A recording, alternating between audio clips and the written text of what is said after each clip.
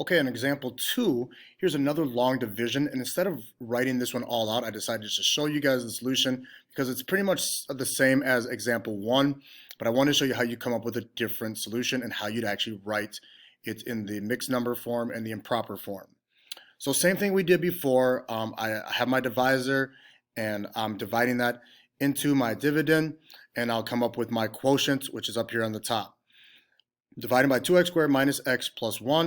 And then I wanted to show you that notice that in the dividend, it goes from 4x to the fourth, and then it goes all the way down to x squared. So I'm missing x cubed. So what did I put in its place value? I put a 0x cubed in the place value since I was missing the cube. Then I have plus 6x minus 1. So these go the fourth to the third to the second to the first power, then the coefficient or the constant value.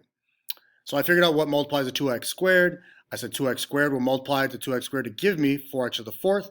I take this 2x squared and I multiply it to all three of those terms and I subtract them underneath. 2x squared times 2x squared is 4x to the fourth. 2x squared times negative x will give you a 2x cubed, but I'm going to subtract it so it gives me positive. I distributed the negative. Then 2x squared times 1 is 2x squared. I'm going to subtract that. I'm subtracting 2x squared. All right, I clean it all up. Of course, that's gone. That was the whole point. Add these up. That's 2x cubed. Add those up is negative 5x squared. I brought down the 6x, bring down the negative 1. Do the same thing. What times 2x squared will give me 2x cubed? X will. X times 2x squared will give me 2x cubed. I'm going to subtract that. X times x gives me negative x squared. I'm going to subtract that, which gives me a plus x squared. And then x times 1 gives me a positive x. I'm going to subtract that, gives me a negative x.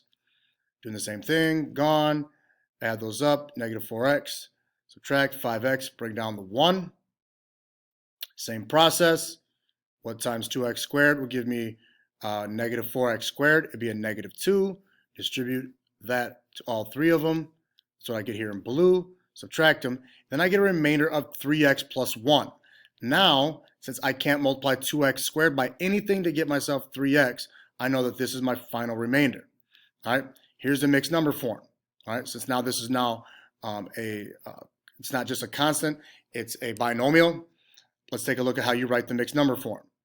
All right, I write my quotient, which I got 2x squared plus x minus 2, 2x squared plus x minus 2, plus the remainder, which is 3x plus 1, over my divisor, which is 2x squared minus x plus 1. That's the mixed number form. The improper form, I take, again, 2x squared minus x plus 1, which is my divisor. I multiply it by my quotient, which is up here, which is 2x squared plus x minus 2, and then I add my remainder. Let me point out something. This is the improper form.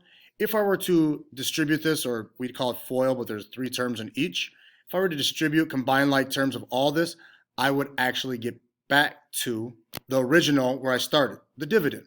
4x to the fourth minus 3x squared plus 6x minus 1. So you get right back to that.